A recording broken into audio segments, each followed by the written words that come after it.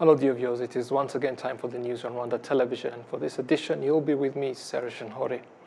Let us begin with the headlines. Effective Friday the 4th of this month of August at 7 a.m., the cost of 1 litre of petrol here in Rwanda will go up by as much as 122 Rwandan francs, while the price of diesel will not change. People here in Rwanda have been reacting to the decision by the government to issue instructions on the closure of non-essential services at 1 a.m. on weekdays and 2 a.m. on weekends. The Sudanese medical students who have come to Rwanda to continue their studies have thanked the government for the opportunity they have been given.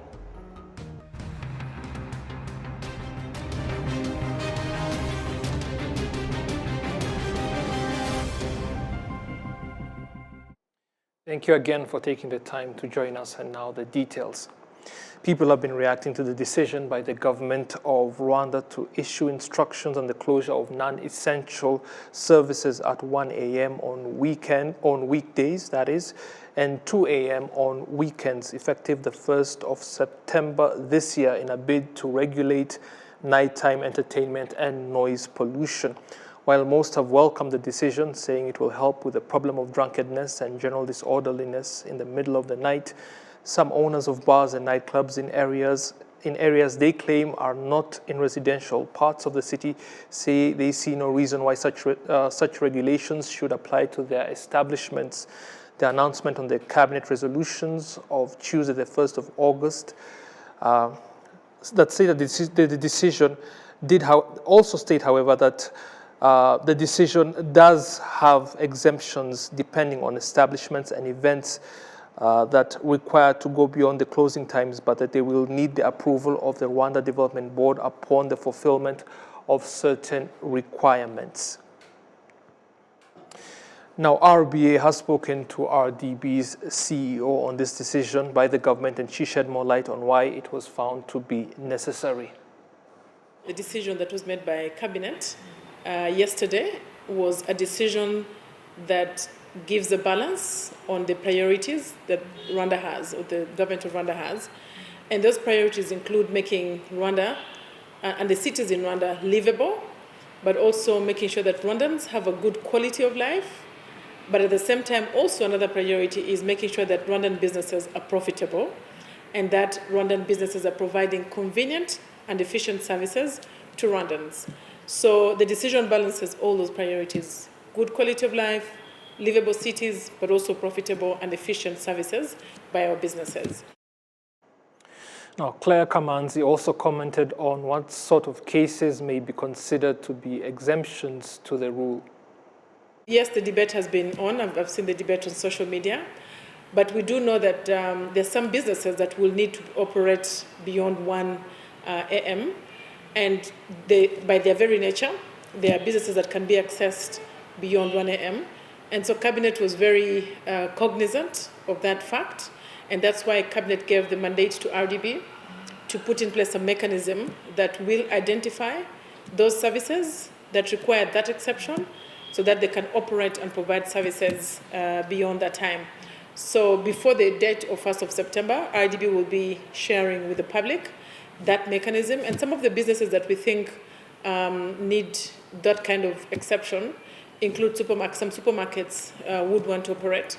And some people, maybe because they work in different shifts, their type of business requires that they buy services beyond that time. They should be able to access the services beyond that time. Or even pharmacies is another example of those types of services that might need to go beyond 1 a.m. But also entertainment. Sometimes we'll have concerts in Kigali that need to go beyond that time. We'll have events that need to go beyond that time. Or we might even have nightclubs that operate beyond that time. And so we will be sharing in more detail the type of businesses that can be given that exception, but also the type of businesses and the process or the requirements they need to fulfill to get that kind of exception. So I'll just assure businesses that we will work with you to make sure that any concerns that you have are addressed, and we'll work with you to make sure that we implement this decision of Cabinet, and we help you to do it in a good way. RDB CEO speaking to RBA earlier on Wednesday. Now, as we saw in the headlines as well, effective Friday, the 4th of this month of August at 7 a.m., the cost of a litre of petrol at Rwanda's stations will go up by as much as 122 Rwandan francs. The price of diesel, however, will not change. Speaking to RBA on Wednesday, the Minister of Infrastructure, Dr. Ernest Sabimana, noted that the change comes to reflect global petroleum prices that have increased significantly, though the government decided not to increase the diesel prices because of the impact it would have on several of the country's sectors that include transportation, because of larger vehicles like buses and trucks being used in other sectors as well, such as construction. All of them using diesel, that is, which is why traders have no reason whatsoever to start triggering the price hikes of different commodities. The minister also noted that events elsewhere around the world, such as the war in Ukraine and the sanctions being imposed on Russia, have seriously affected the global transportation of petrol along key trade routes, hence the rise in its price. He also highlighted OPEC's decision last month to reduce production as another reason for the rise in the price of petrol. Now to other matters, educational that is. Sudanese students who have come to Rwanda to continue their studies have thanked the government of Rwanda for giving them this opportunity. The students are unable to study in their own country because of the conflict that is ongoing there. We have the details on that. The students told us that the conflict in their own country understandably has them worried, and dealing with the uncertainty of Sudan's future has been very difficult for them. I was at home when everything started up. I just thought there were regular protests, but turns out that the situation was much bigger than that. I was living in an apartment in a high-rise building, and the sounds of gunshots, and I'm not sure of the actual name, but in Arabic we call them danat, like these big sort of like metal bullets type stuff going around, and helicopters and smoke around me. The trip out of Sudan was even sadder. It was so sad. It was so heartbreaking for me because I watching my country just slip away from me second by second. It's very heartbreaking. So I'm blessed very much to be here in Rwanda, second home, peaceful people, friendly people, and I love actually the places of Rwanda. And it actually, the story of Rwanda is inspiration for all Sudanese people to be one day like Rwanda, a very developmental country, a very peaceful and friendly country. The students are grateful for the opportunity they have been given to continue their studies. Paul Kagame, I think he is really the father of hope, because when we came and explored the city of Rwanda, we just knew that you faced a war earlier, and today you came one of the greatest country in Africa. So that's why Paul Kagame gave us hope, and this country gave us hope and faith that despite the war, this is like a very beautiful country with very deep culture. Yeah, so he is actually the father of hope. We would love if we had a chance to just meet him. That's what you want in Sudan. Yeah, it would be very awesome if we had this same thing happening to us in Sudan. Some of the parents that have traveled with the students have urged their children not to waste this valuable opportunity. Parents, I want from them to be part of the community here, to be with people, to know their culture, and to be part of the Rwanda people. This is first. And then I advise them to take experience of this hospital, in Rwanda hospital, because they have good experience, so they have good training, because they are in the final year in the college. I know that they will have a good value and good experience during these 8 months. I know that in Rwanda. First. Second, they have good experience socially, because people here are open, people here are nice, they are peaceful, and I know that they are coming from bad experience in Sudan. They will feel the rehabilitation here. They will feel secure with their people in Rwanda.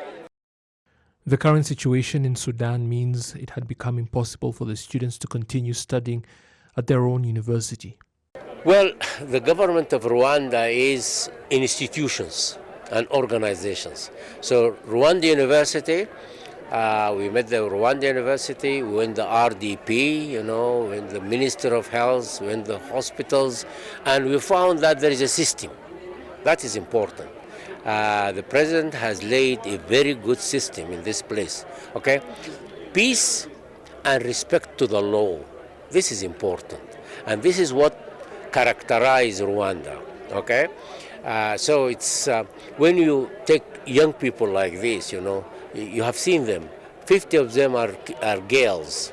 And with our culture, we are very protective about girls. So we could not have come to a country where they can be exploited or being, attacked. So Rwanda is the place, paradise for such an occasion. The Vice-Chancellor of the University of Rwanda has assured the students that they will be able to continue their studies without any more disruption over the next 8 months, during which the medical students will be doing their internships at the university's teaching hospitals in different parts of the country. 166 of the expected 200 students were the first to be received on Wednesday. Now, professional accountants here in Rwanda have noted that the training provided for them helps with critical knowledge and insights that enable them to effectively perform their professional roles. This was reiterated on Wednesday at the opening of a two-day forum organized by the Institute of Certified Public Accountants of Rwanda. RwandaTV has the details.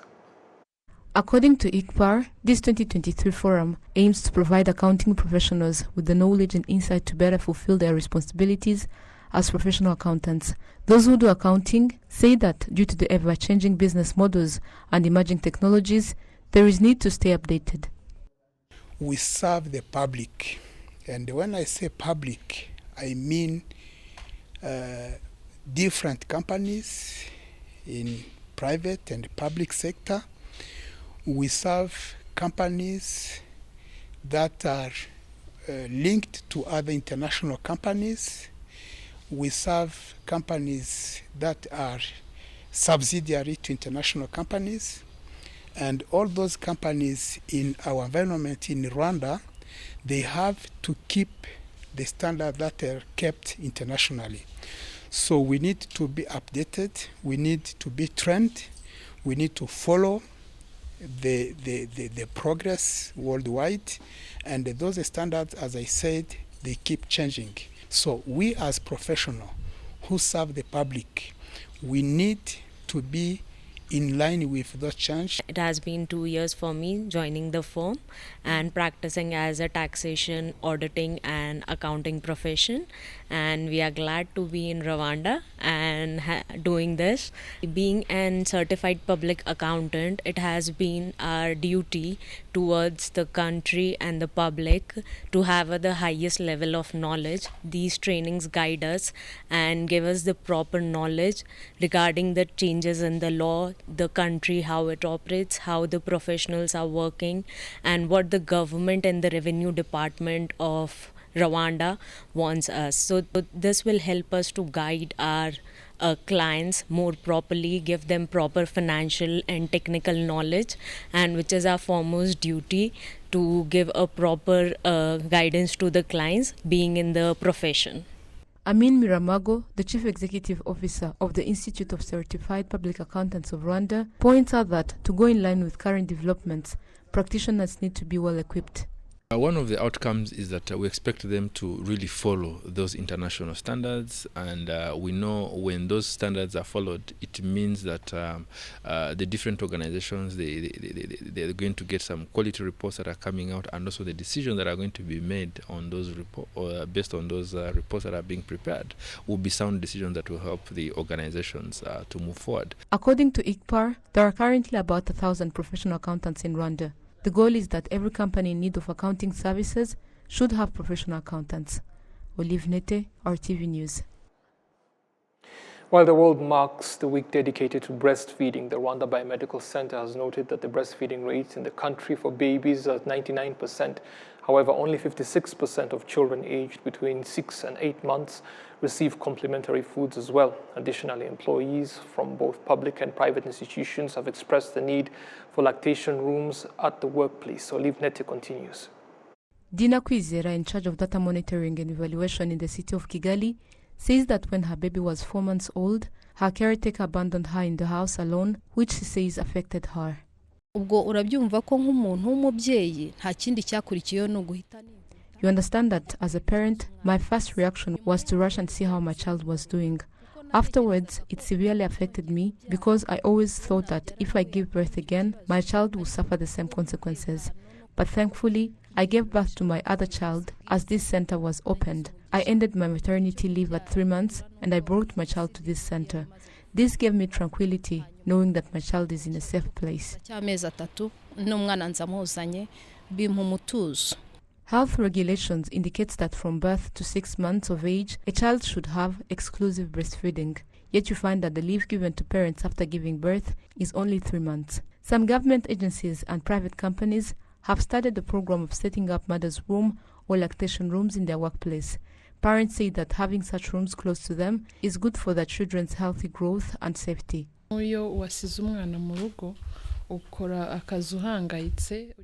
When you leave your newborn at home, you're not at peace. You always keep calling at home to know how the child is doing, if they ate or slept well. But when we bring them here, we feel a bit safe and carry out our responsibilities. And the people who work here are professionals. According to Dr. Chantal Murekatete, a psychiatrist at King Faisal Hospital, improper breastfeeding has negative effects on the growth of the baby. Effects to the parents are also numerous. First, she goes to work not feeling at ease. She's always thinking about the well-being of the baby. They may be anxious, and at some point, the mother may develop some other diseases because of anxiety. Employers also emphasize that this reduces employee turnover and also ensures more productivity to companies in general. The first positive impact it gave the organization, it reduced on absenteeism of employees. Another thing, it increased the motivation because they know that the institution is thinking about them, they work safely, definitely it contributes to job safety.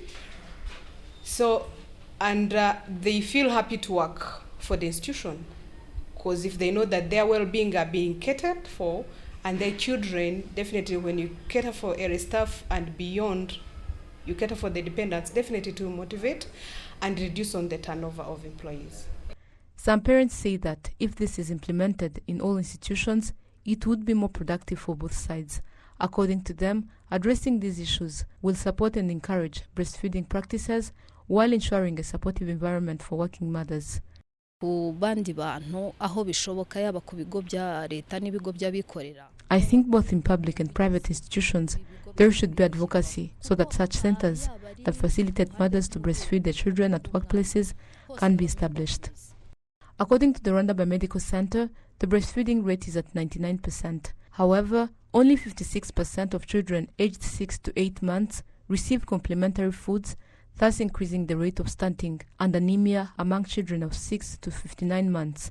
The World Health Organization points out that in the past 10 years, exclusive breastfeeding increased from 10% to 48% globally. The goal is to achieve 70% in 2030. Olive Nete, RTV News. Thank you, Ali, for those reports. Now, Rwanda is hosting the 8th edition of the African Integration Trips, which bring together young people from different countries on the continent to examine together how to make use of the opportunities present here in Africa by implementing innovations and finding solutions aimed at long-term development. I work with students from various cultural backgrounds at the university level. I wish to understand different cultures.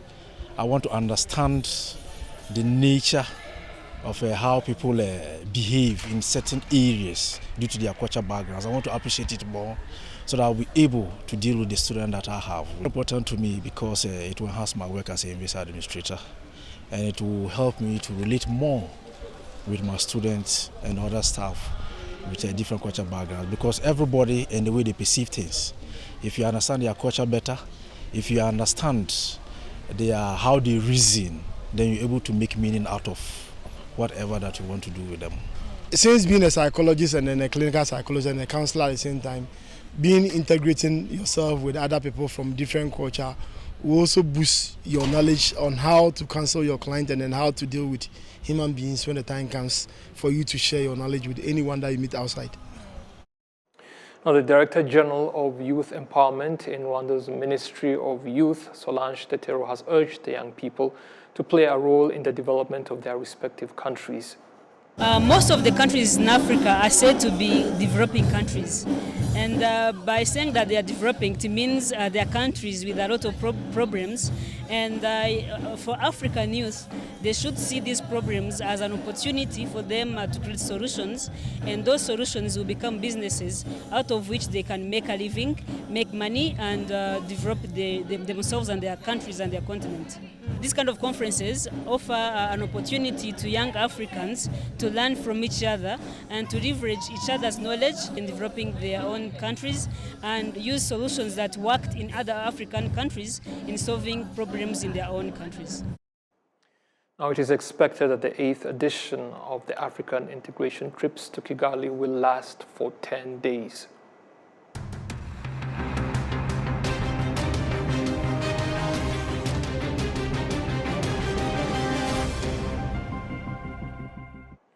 That is the news for now. Thank you so much for taking the time to join us. Stay with Rwanda Television. Goodbye.